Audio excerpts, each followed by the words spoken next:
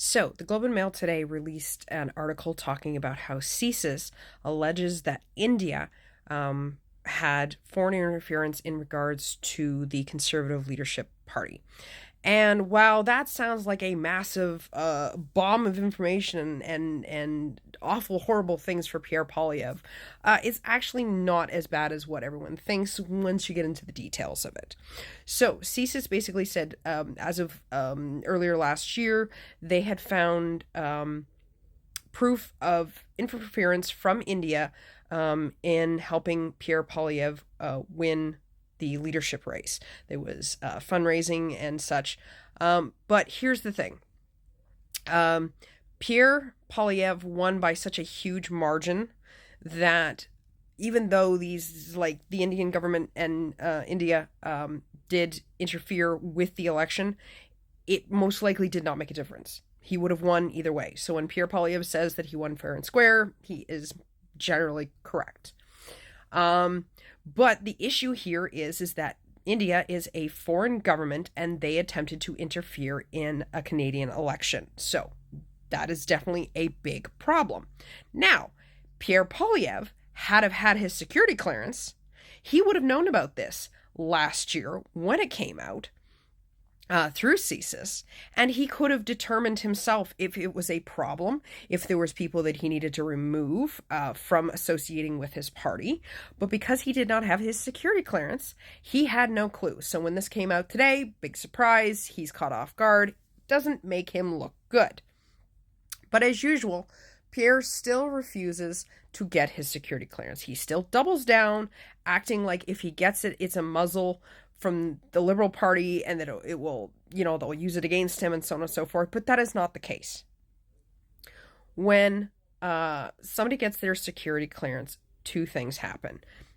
Basically, they are informed of information as required that all party leaders would have to know, and especially him as the party leader, the opposition party leader. And depending on the level of the information, sometimes they talk about it, sometimes they can't. But there is no NDA. There is no magic little form that he has to sign where he can't talk about it. There is different levels of security which would require him not to speak about it because it's government secrets, duh. But the security check is done by csis. It is a bipartisan, unbiased agency that does it. The Liberals would have no access to any of the information that he would provide when he gets that security check. And the other thing that happens is that when you get that information, once you know and acknowledge this information, you cannot lie about it going forward. So if you are allowed to talk about it, you cannot lie. So at this point, considering how major a problem it has been for Pierre, and people are constantly throwing it in his face, you would think that it would be smart for him to just go and get his security clearance. Prove to everybody that there is no nefarious things going on in his life, that he can easily get his security clearance. As he said, he got it before when he was a minister in Harper's government. But of course, security clearance is not a lifelong thing. You have to get it renewed every so often, and if you change different positions in the government, it goes up and down depending on your level. If you leave the government, obviously you don't get to keep it. So the security clearance that he would have to get now, he would have to reapply, obviously. So it makes you wonder, is there anything that has happened since that would stop him from getting his security clearance? Perhaps. Or maybe it's just as simple as he doesn't want to get his security clearance because then he can't lie. If he talked about anything that he had found out and he lied about it, he can be held legally responsible for those lies.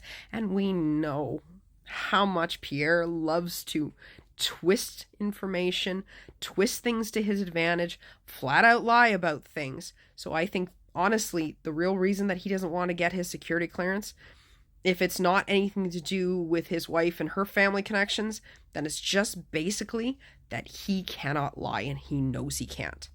That's why he refuses. Because it is just so much easier for him to continue to campaign on lies like he's been doing for the last 2 years. So, obviously, at the end of the day, it's not good that there has been foreign interference. And because there's been foreign interference, Poilievre really should have his full security clearance. It makes him look not great that all of this information has come out, and he could have known about it a year and a half ago, but he chose not to. Or sorry, more than a year ago. And he chose not to. But it also shows that at the end of the day, he's probably just not getting his security clearance because he wants to lie. And that's it. So none of this makes him look good, but it doesn't make him look as bad as what everyone is making it out to be. Like, he didn't know this was going on. It most likely did not affect his win in the long run. Even Patrick Brown has come out and said that it did not affect the leadership race. You know, he's won fair and square. But it still doesn't make him look good. And the fact that he was caught with his pants down, unaware that this had happened, and he could have known about it if he had had security clearance. Oh well.